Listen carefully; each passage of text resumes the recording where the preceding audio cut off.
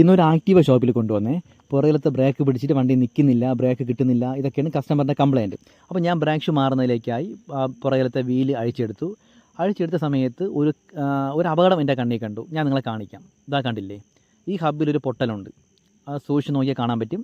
കണ്ടില്ലേ, പൊട്ടി അടന്നിരിപ്പുണ്ട്. അപ്പോൾ നമുക്ക് തിരിച്ചിത് സെറ്റ് ചെയ്യാൻ പറ്റില്ല. അത് അപകടത്തിലോട്ട് നയിക്കും. അതുകൊണ്ട് നമുക്ക് ഈ ഹബ്ബ് മാറണം. ഹബ്ബ് മാറണമെങ്കിൽ നമുക്ക് ഈ ഹബ്ബിൻ്റെ പുറകിൽ 4 നട്ടുണ്ട്.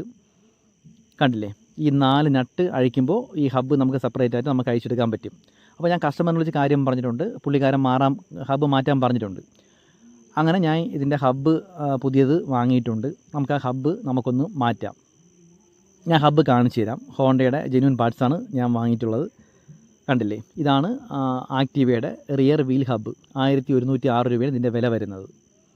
എപ്പോഴും നമ്മൾ ഇങ്ങനെയുള്ള സ്പെയറൊക്കെ വാങ്ങുമ്പം ഒറിജിനൽ സ്പെയർ തന്നെ വാങ്ങാൻ ശ്രദ്ധിക്കുക. ഇതാണ് സാധനം.